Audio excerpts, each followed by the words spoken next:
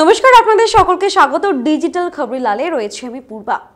55 দিন পার, সেই শেখ শাহজাহানকে এখনো ধরা যায়নি। তবে এই শেখ শাহজাহানের উপরে কিন্তু চাপ আরো বাড়লো। শুধু শেখ শাহজাহানের উপরে না, রাজ্যের উপরেও চাপ বাড়লো। কারণ ব্যাংশাল কোর্টের ইডির স্পেশাল যে আদালত রয়েছে, সেই আদালতের বিচারক কিন্তু যে নির্দেশনামা দিয়েছেন, সেখানে কিন্তু স্পষ্ট তিনি বলে দিচ্ছেন যে শেখ শাহজাহানকে জেরা করতে হবে, গ্রেফতার করতে হবে। গ্রেফতার করার পরে জেরা করে তার থেকে সমস্ত তথ্য জানতে হবে। তার অবিলম্বে জেরা করাটা খুবই প্রয়োজন। শুধু তাই না, কলকাতা হাইকোর্টের পক্ষ থেকেও জানিয়ে দেওয়া হয়েছে যে সিবিআই, ইডি বা পুলিশ, রাজ্যের পুলিশ যে কেউ চাইলেই শেখ শাহজাহানকে ধরতে পারে। এই নিয়ে রাজ্য রাজনীতিতে সরগরম। কারণ আমরা দেখতে পাচ্ছি শেখ শাহজাহানকে এখনো ধরা যায়নি। তার মধ্যে শুভেন্দু অধিকারীর আবার বিস্ফোরক মন্তব্য এক্স হ্যান্ডেলে দেখতে পাচ্ছি। সেই নিয়ে কথা বলে নেবো আমাদের প্রতিনিধি বিবেকের সঙ্গে।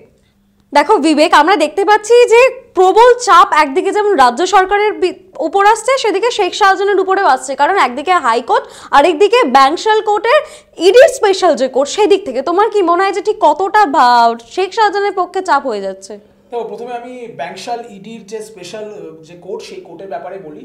5 পাতার যে রায় দেওয়া হয়েছে, তাতে 4th নম্বর পাতায় 18 নম্বরের যে পংক্তি রয়েছে, সেই পংক্তিতে কিন্তু খুব গুরুত্বপূর্ণ কিছু কথা বলা হয়েছে। প্রথমত বলা হয়েছে যে একজন তিনি জনপ্রতিনিধি, এবং সেখানে দাঁড়িয়ে যে বারংবার এর দেখা গিয়েছে যে আইনের প্রতি তার যে ঔদ্ধত্য, আইনকে উপেক্ষা করার তার যে বিভিন্ন সময়কার প্রমাণ, সেই তথ্য প্রমাণ থেকে পরিষ্কার পাওয়া যাচ্ছে। এবং অপরদিকে এটাও পরিষ্কার করে বলে দেওয়া হচ্ছে যে কোনো অভিযোগ অন্তর্বর্তীকালী জামিন, সেই জামিনের বিষয়ে বলা হচ্ছে যে কোনো অভিযোগ, কোনো অভিযুক্ত বা কোনো অপরাধ, সেই অপরাধের ক্ষেত্রে অন্তর্বর্তীকালীন জামিন পাওয়ার ক্ষেত্রে এটা বিবেচনা করা উচিত যে অপরাধের মাত্রা কতটা এবং ব্যাপক অর্থে তার প্রভাব কতটা। এটা কিন্তু খুব ইম্পর্টেন্ট। একদমই তাই। ব্যাপক অর্থে তার প্রভাব কতটা, সমাজ জীবনে বা বাকি অংশে, সমাজের বৃহত্তর অংশে তার প্রভাব কতটা। এবং সেই হিসেব করে দাঁড়ালে কিন্তু সেটা যেটা মনে করা হচ্ছে যে আর্থিক বিষয়টি রয়েছে, আর্থিক তছরূপ পিএমএলএ অ্যাক্ট, সেই অ্যাক্টের অন্তর্গত হিসাবে শেখ শাহজাহানকে ইমিডিয়েটলি কাস্টাডিতে নিয়ে তাকে জেরা করা প্রয়োজন বলে মনে করছেন বিচারক, এবং এটা যত দ্রুত সম্ভব করা উচিত এটা বলা হচ্ছে। এটা তো গেল ব্যাংশাল আদালতে ইডির যে স্পেশাল। এবার হাইকোর্টের পক্ষ থেকেও জানানো হয়েছে যে সিবিআই, ইডি এবং রাজ্যের পুলিশ যে কেউ চাইলেই ধরতে পারে। আর আমরা দেখেছি চলতি সপ্তাহে সোমবারই কিন্তু বলে দিয়েছে যে শেখ শাহজাহানকে ধরতে কিন্তু আর কোনো বাধা নেই। অর্থাৎ শেখ শাহজাহানকে যে কেউ চাইলেই ধরতে পারবে, কোনো স্থগিতাদেশ রইল না, আইনি কোনো জট থাকলো না। যে কোনো সময়, যে কোনো মুহূর্তেই চাইলে যে কেউ শেখ শাহজাহানকে ধরতে পারবে। এই বিষয়ে তুমি কি বলবে?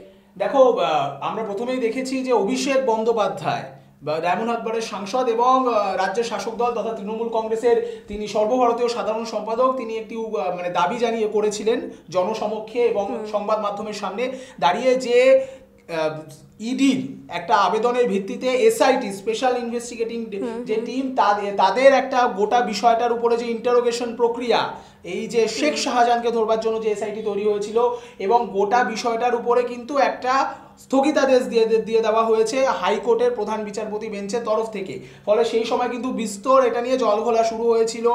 এই যে যুক্তি তিনি দিয়েছেন, এই যে যুক্তি তিনি বলেছেন, তার পরবর্তীকালে প্রধান বিচারপতির বেঞ্চ তারা সেখানে কিন্তু পরিষ্কারভাবে বলে দেয় যে না, কোনো রকম কোনো অন্তর্বর্তীকালীন স্থগিতাদেশ নেই, একে এসআইটির উপরে শুধু এটা দেওয়া হয়েছে, বাকি অন্য কোনো ক্ষেত্রে দেওয়া হয়নি। এমনকি যেটা খবর পাওয়া যাচ্ছে, রাজ্য সরকারের তরফ থেকে 7ই ফেব্রুয়ারি দেওয়া এই যে অন্তর্বর্তীকালীন স্থগিতাদেশের যে অর্ডার, সেই অর্ডারের ক্লারিফিকেশনের জন্য একটা আবেদন জানানো হয়, এবং সেখানে কিন্তু প্রধান বিচারপতির বেঞ্চ পরিষ্কার বলে দিচ্ছেন যে যে কোনো তদন্তকারী সংস্থা, সেটা সিবিআই হতে পারে, সেটা ইডি হতে পারে, কিংবা সেটা রাজ্য পুলিশ হতে পারে, তারা চাইলে তারা চাইলেই ধরতে পারে। সেদিক থেকে আমরা দেখতে পাচ্ছি যে রাজ্যের উপরে কিন্তু, রাজ্য সরকার অর্থাৎ তৃণমূল কংগ্রেসের উপরে কিন্তু চাপ আরেকটি দল বাড়িয়ে দিচ্ছে। কে?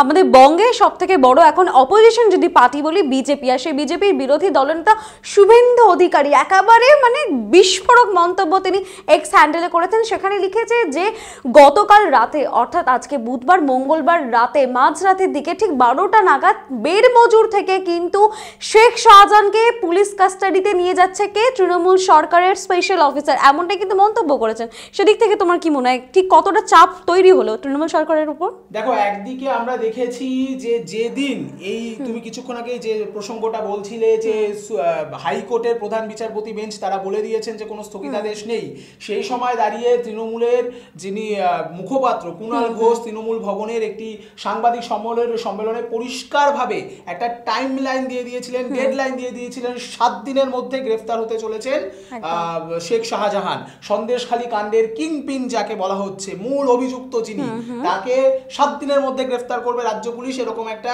তিনি ডেডলাইন তিনি দিয়ে দিয়েছিলেন। যদিও প্রায় 48 ঘন্টার উপরে কেটে গেছে। অপরদিকে রাজ্যপাল সিবি আনন্দ বোস তিনি কিন্তু 72 ঘন্টার ডেডলাইন দিয়েছেন, 72 ঘন্টার মধ্যে যে কোনো মূল্যে গ্রেফতার করতে হবে শেখ শাহজাহানকে।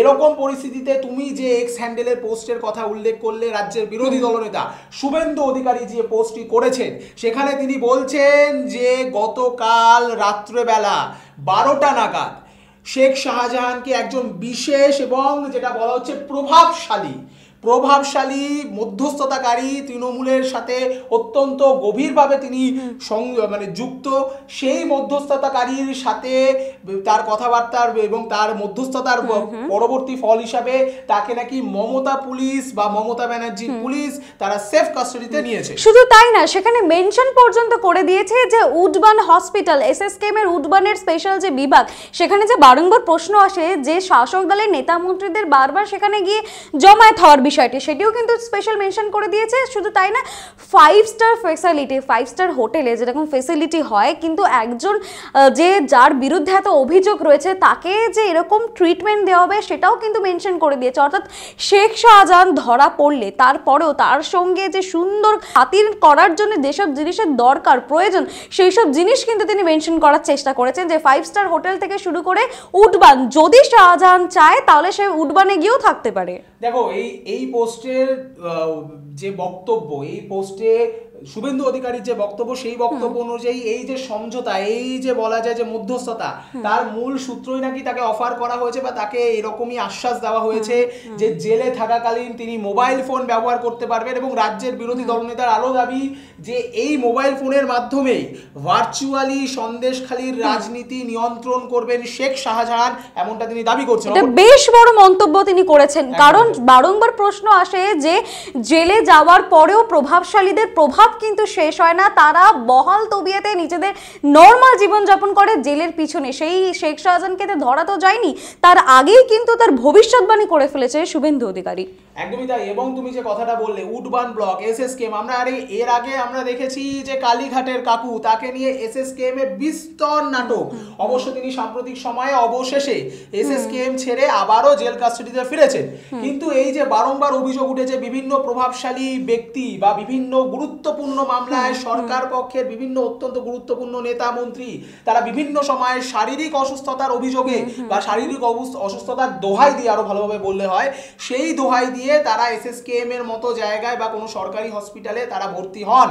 এই যে অভিযোগের কথাটা বারংবার উঠেছে, এই যে এসএসকেএম এর উডবান ব্লকের কথা বিভিন্ন সময় আমরা আমাদের রাজ্যের শাসক দলের নেতা নেত্রী যারা বিভিন্ন কারণে অভিযুক্ত হয়ে জেলবন্দী হয়েছিলেন, তাদের সময় বারংবার এটা দেখা গিয়েছে। উডবান ব্লকের একেবারে নাম বারবার সংবাদ মাধ্যমের পাতায় শিরোনামে এসেছে।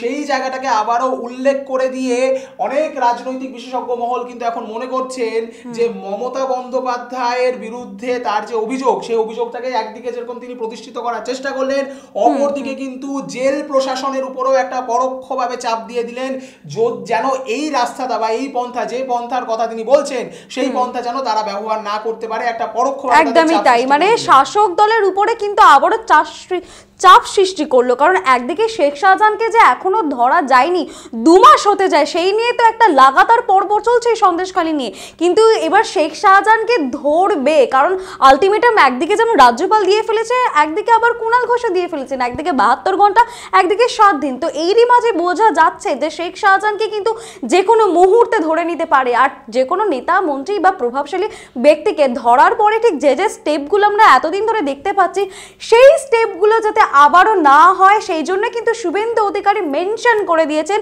5 স্টার হোটেল থেকে শুরু করে উডবান বা মোবাইল ফোনে ব্যবহার করা, সেই দিক থেকে যাতে প্রশাসন থেকে শুরু করে ইডি সিবিআই কোর্ট সকলেই যাতে সতর্ক থাকে সেই দিকে নজর ঘোরানোর চেষ্টা করেছেন। একদমই তাই। এবং এই মুহূর্তে দাঁড়িয়ে পূর্বা আরো একটা লক্ষণীয় বিষয়, এই যে হাইকোর্টের প্রধান বিচারপতির যে মন্তব্য, সেই মন্তব্যের পরে এই মুহূর্তে দাঁড়িয়ে কিন্তু এটা লক্ষণীয় বিষয় যে একটা কি অলিখিত প্রতিযোগিতা শুরু হয়ে গেল।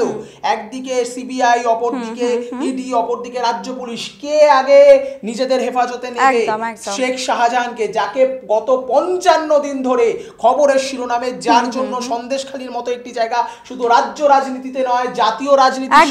একদমই তাই, ঠিকই বলেছো। কারণ শুধু জাতীয় রাজনীতির মধ্যে এখন সন্দেশখালী চলে গিয়েছে, শুধু বঙ্গের মাথা ব্যথা না। আর সেই দিকে তো নজর আমরা রাখছি। আপনাদের নজর থাকুক ডিজিটাল খবরিলালে, কারণ খবর আপনাদের, নজর আমাদের। ডিজিটাল খবরিলাল, খবর আপনাদের, নজর আমাদের।